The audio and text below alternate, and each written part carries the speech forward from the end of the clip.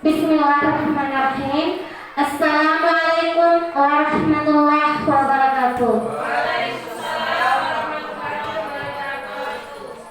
Pada kesempatan ini, saya akan melakukan diseminasi penyebaran pemahaman dan penerapan pengalaman modul 1.4 budaya positif, di mana saya ini sebagai CGP Angkatan 11 Kabupaten Bengkulu Provinsi Nusa Tenggara Barat. Saya telah mempelajari modul 1.1, 1.2, 1.3 dan ini akan melakukan aksi nyata pada modul 1.4 tentang budaya positif.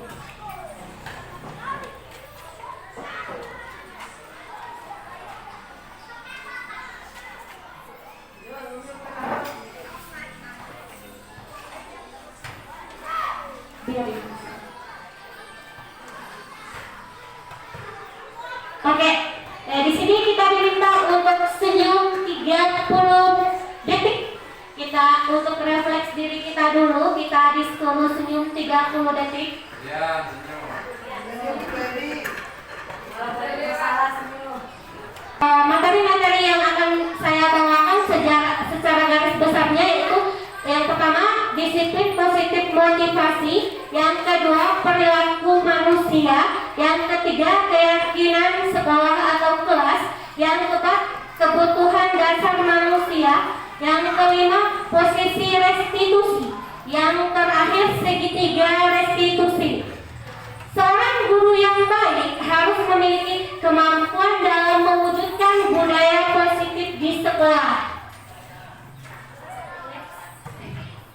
Oke, di sini kita akan mempelajari disiplin positif dulu, di mana seorang Dr. William Glasser menyatakan budaya positif itu kita tidak bisa mengontrol orang lain, akan tetapi kita hanya bisa mengontrol diri kita sendiri. Maksudnya di sini kita tidak akan bisa mengontrol murid kita, tetapi kita bisa mengontrol diri kita sendiri.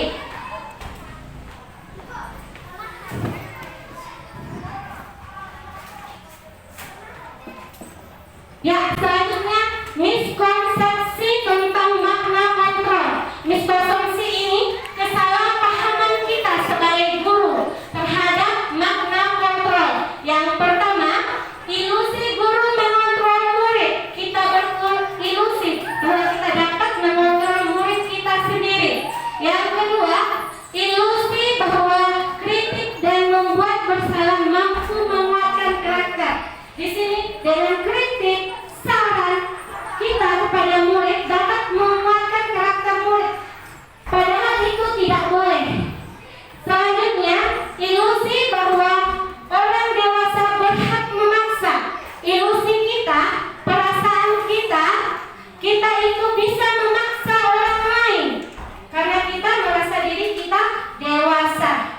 Terus selanjutnya, ilusi bahwa semua penguatan positif, efektif dan bermanfaat. Ini tentang miskonsepsinya, kesalahpahaman kita sebagai orang dewasa atau sebagai guru itu sendiri. Disiplin itu berasal dari bahasa Latin atau disiplin, yang berarti kita sama-sama belajar.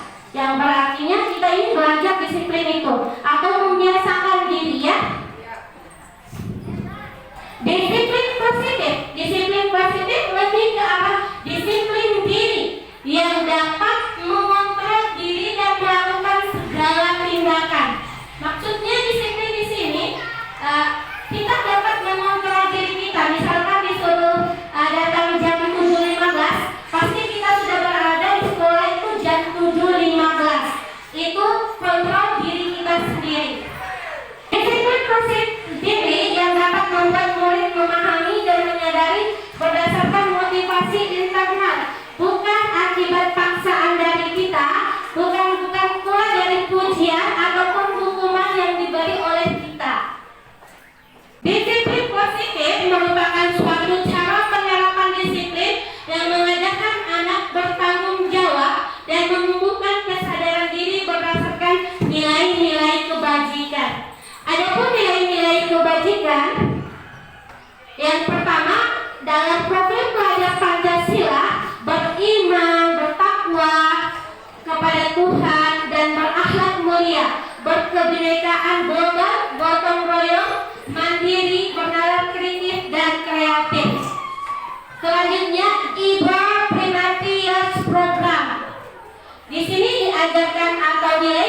kebalikannya yaitu toleransi, rasa hormat, integritas, mandiri, menghargai, antusias, empati, keingintahuan, kreativitas, kerjasama, percaya diri, dan komitmen.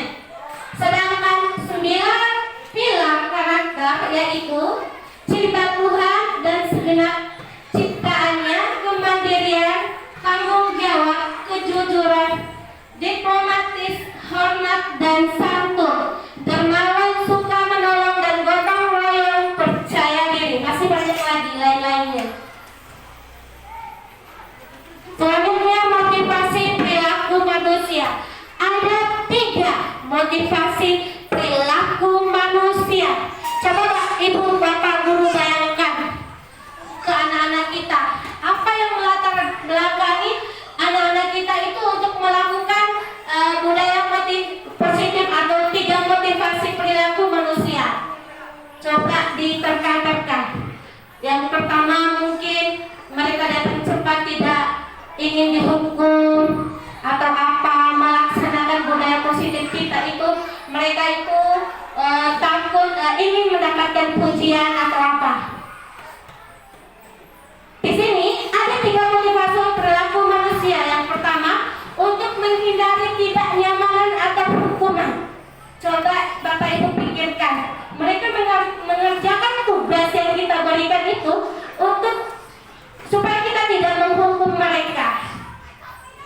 Terus yang kedua, untuk mendapatkan imbalan atau penghargaan dari orang lain. Ini biasanya ketika kita melakukan pembelajaran di kelas, mereka terlihat baik, baru kita memberikan nilai atau pujian. Ini. Terus yang ketiga, untuk menjadi orang yang mereka inginkan dan menghargai diri sendiri dengan nilai-nilai mereka percaya. Ini yang luar biasa yang ketiga. Mereka menghargai diri sendiri. Mereka melakukan budaya positif itu untuk menghargai dirinya sendiri. Bukan ingin dipuji, bukan karena takut hukuman, tapi mereka menghargai dirinya sendiri. Terus yang pertama ini kita lihat, untuk menghindari ketidaknyamanan atau hukuman. Ini apa ya? Seperti kasus di kelas atau seperti kasus yang tadi disuruh pakai atribut, mereka menuruti. Mereka pikirkan kalau saya tidak memakai atribut, Ibu Ratna akan menghukum saya. Ini untuk menghindari rasa atau menghindari ketidaknyamanan dan hukumannya. Lanjut ibunya. Oke. Di sini ada hukuman atau konsekuensi. Yang pertama,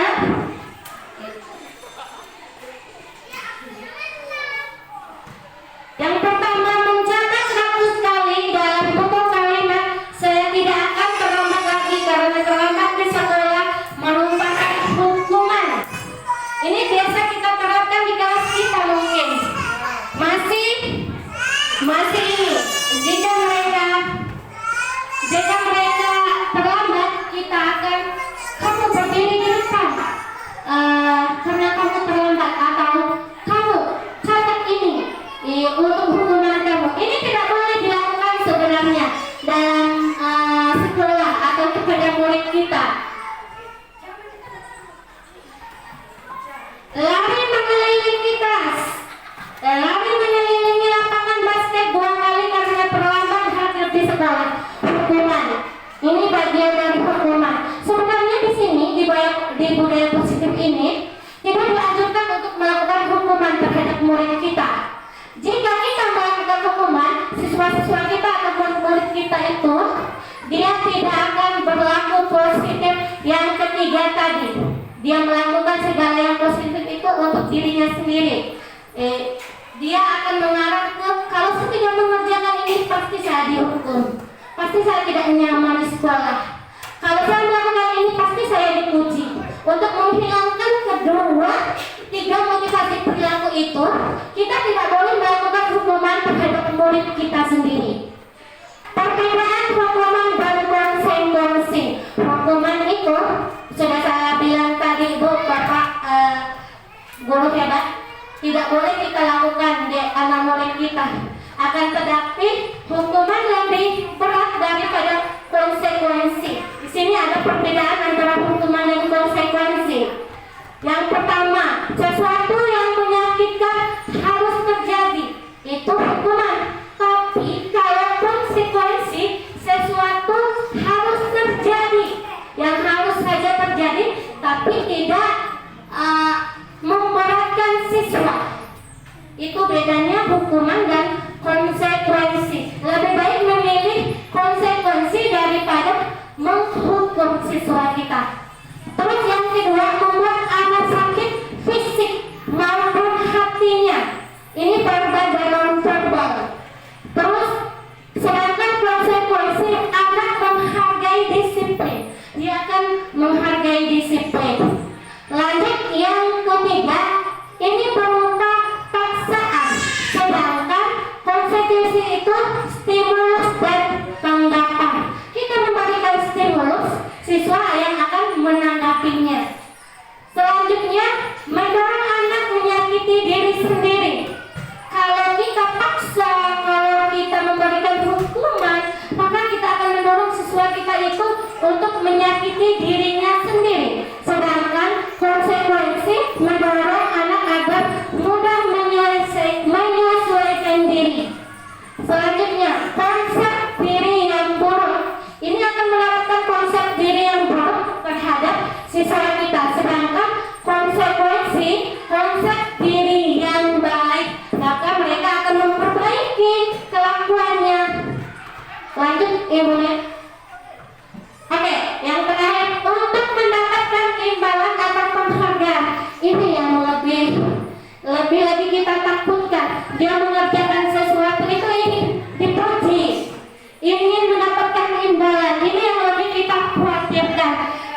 Di sekolah kita tahunya dia baik karena dia ingin dipuji oleh kita, tapi di rumah kita tidak tahu apa yang dia lakukan. Ini yang harus kita hindari.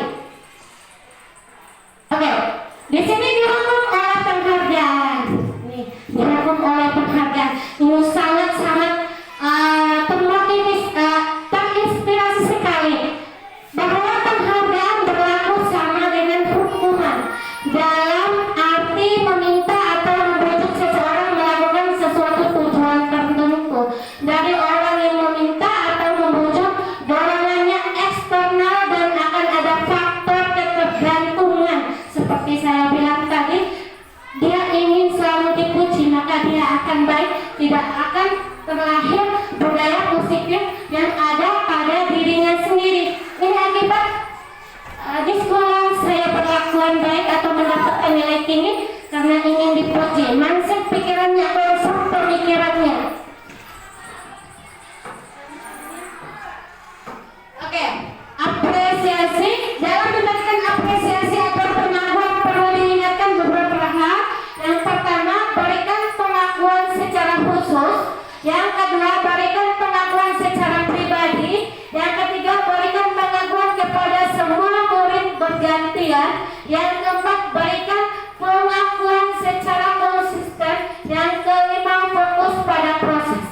Agar tidak menjadikan sebuah prestasi itu ingin dipuji, maka guru ini yang harus dilakukan. Semua yang baik yang dilakukan oleh siswa kita apresiasi mereka, walaupun dalam bentuk tepuk tangan atau dengan bentuk iya, ini membangkitkan semangat mereka. Kita tidak boleh membedakan antara yang satu sama yang lain. Kita harus menyeratakan siswa kita. Kita pandang mereka adalah sebagai anak murid kita sendiri. Tidak ada yang kaya, tidak ada yang miskin, tidak ada anak ini, tidak ada anak itu, tapi anak kita semua yang harus kita didik, yang siap untuk menggantikan tongkat estafet kita sendiri.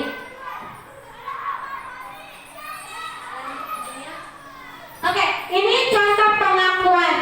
Nggak usah yang ini punya, lanjut.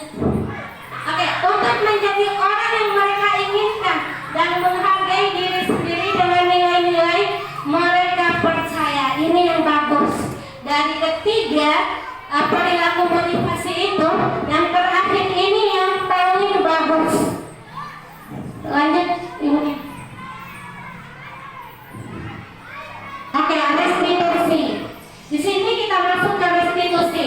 Restitusi adalah proses menciptakan kondisi bagi murid untuk memperbaiki kesalahan mereka dan mengajarkan murid untuk mencari solusi untuk masalah mereka. Di sini restitusi ini, misalkan siswa kita itu terlambat, langsung kita marah-marahin, bukan begitu. Perjalanan restitusi itu kita menggali dulu kenapa dia terlambat, apa yang dia lakukan, supaya untuk menyadari dirinya dia harus ditanya sesopan mungkin, sebaik mungkin, bukan dengan kita marah-marah atau bukan kita dengan cara menghukum, langsung menghukum mereka. Kita harus cari tahu dulu penyebabnya apa. Lanjut ibu ya. Oke, kita berangsur ke keyakinan sekolah atau kelas. Oke, keyakinan sekolah atau keyakinan kelas itu apa sih sebenarnya? Keyakinan sekolah atau kelas, guru berperan dalam mewujudkan terbentuknya keyakinan sekolah atau kelas dengan adanya kesepakatan antara guru dan murid. Oke, sebentar ibunya. Di sini keyakinan kelas itu, guru dan murid merupakan bagian dari keyakinan kelas. Apa perbedaan antara keyakinan dan hukuman? Keyakinan kelas adalah kesepakatan yang dibuat bersama antara siswa dan murid untuk mendapatkan disiplin positif. Sedangkan hukuman itu bisa berasal dari guru itu sendiri, peraturan untuk hukuman. Sedangkan keyakinan kelas itu memang warga kelasnya atau warga sekolahnya yang membuat. Ini melibatkan semua orang, tapi berbeda dengan hukuman atau aturan. Aturan itu bisa juga dibikin oleh guru itu sendiri atau sekolah itu sendiri, tapi keyakinan sekolah atau kelas itu melibatkan antara semua warga sekolah. Kalau dalam kelas, semua warga kelas.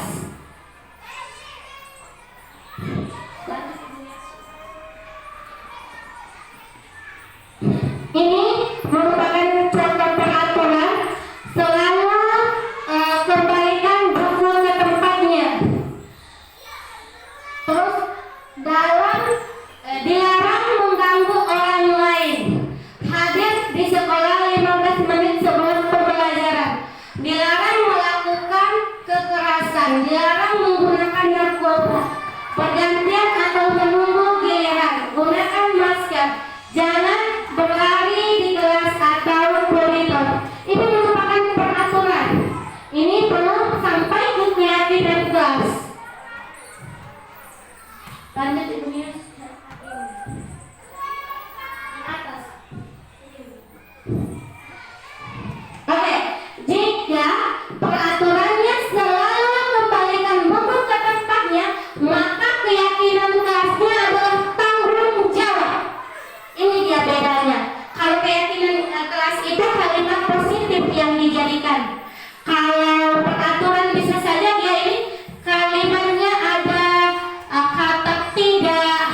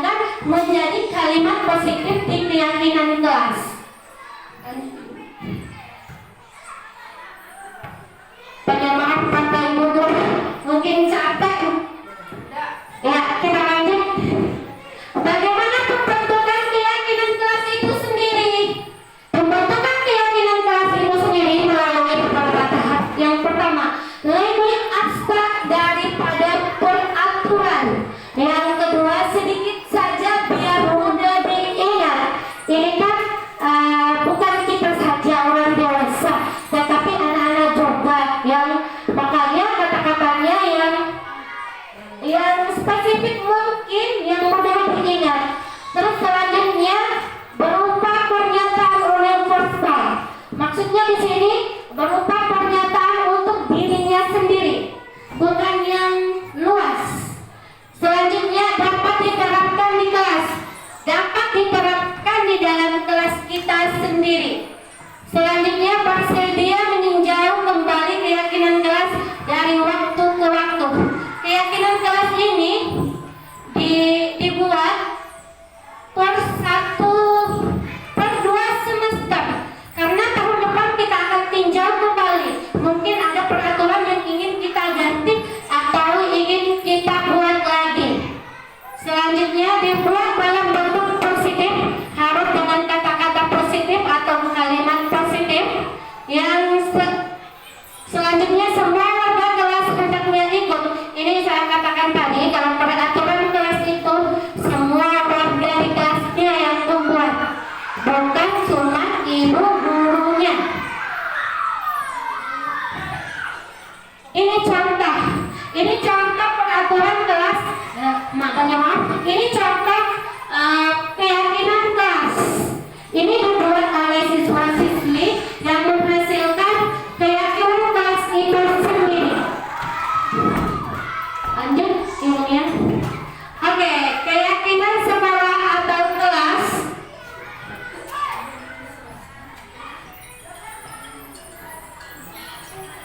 Ini merupakan contoh keyakinan sekolah atau kelas. Bisa dilihat Bapak dan Ibu guru, baik kata-katanya atau kalimatnya itu bisa kita terapkan di dalam kelas kita. Lanjut ibunya. Oke, kita ice breaking. Siap untuk ice breaking? Oke, semuanya berdiri dulu. Mungkin capek Bapak dan Ibu guru. Oke, semuanya berdiri, meregangkan semuanya, karena mungkin sudah setengah jam kita mengikuti ini ya. Kalau saya pegang kepala, Ibu dengarkan yang saya ucapkan, jangan ikuti apa gerakan saya. Oke, semuanya pegang kaki. Belum konsen. Ini kalau ikuti ucapan saya, jangan ikuti gerakan saya. Oke. Pegang pundak. Oke, konsentrasi. Sekali lagi. Pegang hidung. Oke, terima kasih Bapak dan Ibu guru. Maka semuanya masih konsentrasi, alhamdulillah. Saya konsentrasi. Iya. Lanjut. Kebutuhan dasar manusia. Ada 5 kebutuhan dasar manusia yang harus kita ketahui. Pernyataan ketika seorang murid melakukan suatu perbuatan yang bertentangan dengan nilai-nilai kebajikan atau melanggar peraturan, hal itu sebenarnya dikarenakan mereka sedang berusaha memenuhi kebutuhan dasarnya. Ternyata siswa atau murid-murid kita melanggar sebuah keyakinan kelas atau peraturan itu, ternyata mereka ingin memenuhi kebutuhan dasarnya sebagai manusia. Lanjut ibunya. Ada 5 kebutuhan dasar manusia. Yang pertama, bertahan hidup. Yang kedua, kasih sayang dan rasa diterima. Yang ketiga, penguasaan. Yang keempat, kebebasan. Dan yang terakhir, keseimbangan. Ini yang kita rasakan. Ini yang kita rasakan, 5 kebutuhan dasar itu. Murid kita pun harus memenuhi kebutuhan dasar itu. Jika tidak mereka penuhi di rumah, maka rumah keduanya sekolah yang mereka ingin cari atau ingin pemenuhan kebutuhan dasarnya. Di sini studi kasus. Ini ada studi kasus. Pak Budi, guru wali kelas 6, sedang bingung menghadapi ulah salah satu murid di kelasnya.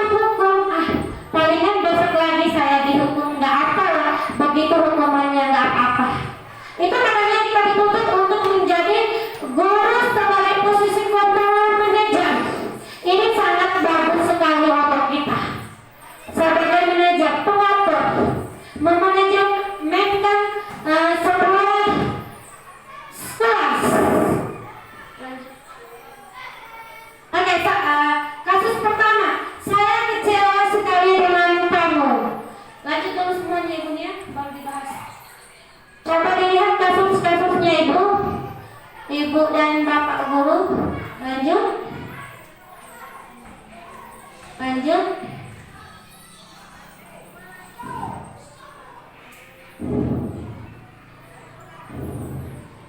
Oke, kita masuk ke posisi kontrol restitusi. Di antara kelima posisi kontrol tersebut, sebaiknya seorang guru menggunakan posisi kontrol sebagai manajer.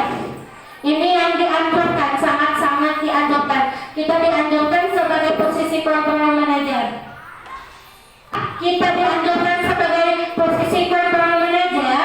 Di sini guru dapat berbuat bersama siswanya. Bukan dia sendiri, tapi ini berbuat bersama-sama siswa, mempersilahkan murid bertanggung jawab dan mendukung murid agar dapat menemukan solusi. Ini bagusnya sebagai posisi kontrol manajer. Lanjut, bunyi. Oke.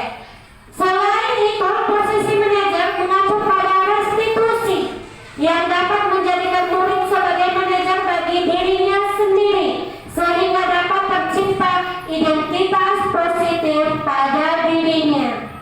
Itu tujuan dari posisi kontrol manajer. Selanjutnya, ini yang satu ini kayaknya materi terakhir segitiga restitusi. Ya, segitiga restitusi ada 3 tahapan dalam segitiga restitusi. Yang pertama, menstabilkan identitas. Yang kedua, validasi tindakan yang salah. Dan yang terakhir, menanyakan keyakinan. Oke, menstabilitaskan identitas di sini dilakukan berdasarkan prinsip bahwa membuat kesalahan adalah bagian dari proses. Ini bagian dari proses membuat kesalahan itu. Jangan langsung kita anak ini tiba-tiba begini. Tidak ada tolerannya kita kepada siswa. Sebaiknya kita melakukan stabilkan identitasnya dengan cara yang baik dan yang sopan. Kita sopan, anak pun ikut sopan, insya Allah. Lanjut. Menstabilkan identitas ada pun contoh kalimat-kalimat yang ada di menstabilkan identitas itu. Yang pertama, berbuat salah itu hal yang manusiawi. Terus kita pasti bisa menyelesaikan permasalahan diri kita. Yang ketiga, Bapak Ibu tidak tertarik untuk mencari tahu siapa yang benar, siapa yang salah. Kita di sini tidak ingin mencari dia yang salah atau kita yang salah, tapi kita sama-sama menggali untuk menstabilitaskan identitas anak kita ini. Terus yang terakhir, kalau kamu menjalankan dirimu sendiri terus-menerus, apakah kamu bersikap baik pada dirimu sendiri? Ini kalimat-kalimat yang kita lontarkan kepada anak-anak kita yang melakukan kesalahan, atau kalimat-kalimat percakapan khusus kita dengan siswa kita. Lanjut. Yang kedua, validasi tindakan yang salah. Ini kita validasi dulu tindakannya. Validasi tindakan yang salah dilakukan berdasarkan prinsip bahwa setiap perilaku berupaya memenuhi suatu kebutuhan tertentu. Tadi kita telah belajar tentang 5 kebutuhan dasarnya. Dia ingin apa di sini? Baru kita akan validasi tindakan anak-anak kita ini. Pasti kita tahu kenapa ini anak-anak ini. Dia ingin memenuhi apa yang kurang pada dirinya. Rata-rata anak-anak kita di sini kelas 6 yang lalu, pengalaman saya itu anak-anak praktikum ingin diperhatikan. Anak-anak yang begini. Ini contoh kalimat-kalimatnya. Kamu pasti punya alasan mengapa melakukan itu. Apa yang penting bagi kamu? Ini contoh-contoh kalimat dalam validasi tindakan yang salah. Terus nanti yang terakhir ada menanyakan keyakinan. Ini yang terakhir. Kita sedang membuat keyakinan kelas. Ini tindakan yang terakhir, menanyakan keyakinan. Kamu melanggar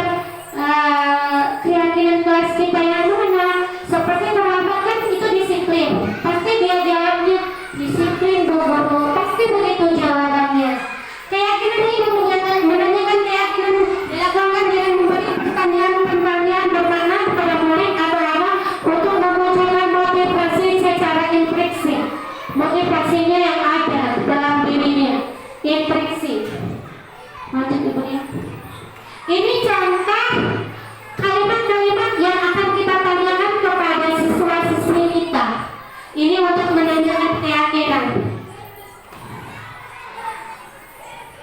Oke, kita sampai ke slide terakhir. Seorang guru yang baik harus memiliki kemampuan dalam mewujudkan budaya positif sekolah. Budaya positif tersebut dapat dijalankan dengan menerapkan konsep-konsep seperti ini. Yang pertama, disiplin positif motivasi. Yang kedua, perilaku manusia. Yang ketiga, keyakinan sekolah. Yang keempat, kebutuhan dasar manusia. Yang kelima, posisi kontrol restitusi. Dan yang terakhir adalah segitiga restitusi. Mungkin demikian materi yang saya sampaikan pada kesempatan ini. Lebih dan kurangnya saya mohon maaf jika ada kata-kata yang salah. Sekali lagi saya mohon maaf. Terima kasih atas waktunya. Wassalamualaikum warahmatullahi wabarakatuh.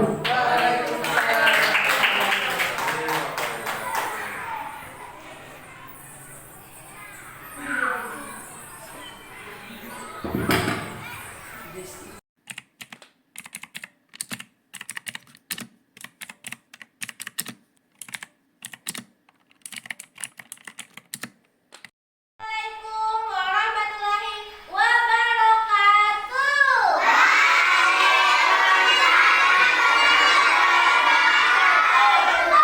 Iya, bagaimana kabarnya hari ini kelas 2? Baik, sudah sarapan tadi? Kali ini kalian akan membuat keyakinan kelas bersama ibu. Oke, sebelum kita membuat keyakinan kelas, kalian akan membuat dulu yang namanya kesepakatan kelas. Kita akan membuat kesepakatan kelas, nanti berujungnya akan menghasilkan keyakinan kelas yang harus kita patuhi. Ya, yang kita patuhi, kalian patuhi, ibu pun harus patuhi keyakinan kelas kita nanti. Nanti kalian akan diberikan kertas untuk menulis suatu keyakinan atau kesepakatan yang ingin kalian lakukan dalam kelas kita. Siap? Siap. Siap? Kalian akan mendapatkan masing-masing satu kertas dari ibu. Ini namanya kertas post-it ya. Nanti kalian akan menuliskan kesepakatan di kertas ini, baru akan ditempel di sini. Ayo kita lakukan bersama-sama. Oke, dengarkan ibu dulu. Kesepakatan ini nanti akan menjadi keyakinan yang harus kita ikuti di kelas kita. Ya, kalian ikuti, ibu juga ikuti. Ya? Ya. Bukan kalian saja, ibu juga harus ikutin ya. Ini ibu bagi ya satu-satu. Nanti kalian tulis kalimat-kalimatnya yang mau kalian tulis ya. Yang mau kalian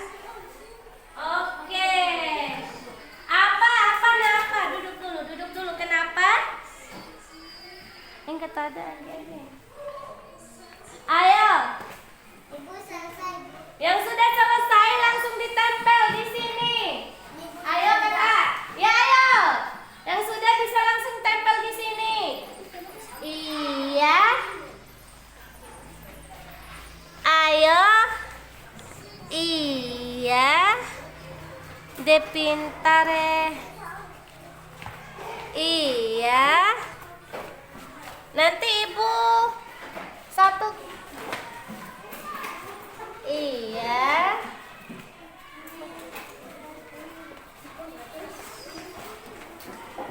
Putusin. Iya. Iya. Siapa lagi yang sudah? Ayo. Ayo Kakak Aisyah. Iya, di bawah bisa, di bawah. Iya. Ya, pergi tempel, ayo. Langsung ditempel. Langsung ditempel. Iya, langsung ditempel. Ayo, masih ada. Ini. Ayo, Risha. Ayo, Ampara. Sudah, Ampara? Iya. Kakak Lisa? Gak bisa, kan? Oh, salah Kakak tulisnya nih. Iya. Gak apa-apa. Gak apa-apa. Bisa ibu baca nanti.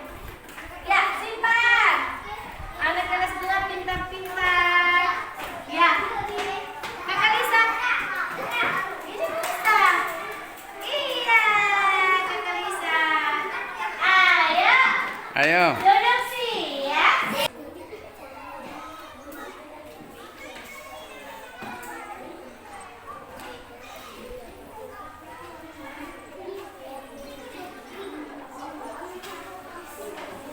Oke, lihat sudah terkumpul semuanya. Ini sudah menjadi kesepakatan kelas ya. Nanti kita rubah ke kata positifnya. Ini kan masih ada kata tidak ganggu teman, jangan ganggu teman. Ya, ini merupakan kesepakatan yang kalian buat sendiri. Ayo, kita ke keyakinan kelasnya. Ayo. 1. Ibu lihat dulu di sini. Datang cepat. Disiplin. Oke, berarti di sini kalau datang cepat itu kita harus disiplin. Ya, disiplin. Disiplin waktu ya. Datang cepat ke sekolah. Siap? Siap. Siap datang cepat? Siap. Oke. Yang kedua, jangan ganggu teman. Tidak mengganggu teman, membantu teman. Jangan ganggu teman. Berarti menghargai teman. Oke, menghargai teman kita.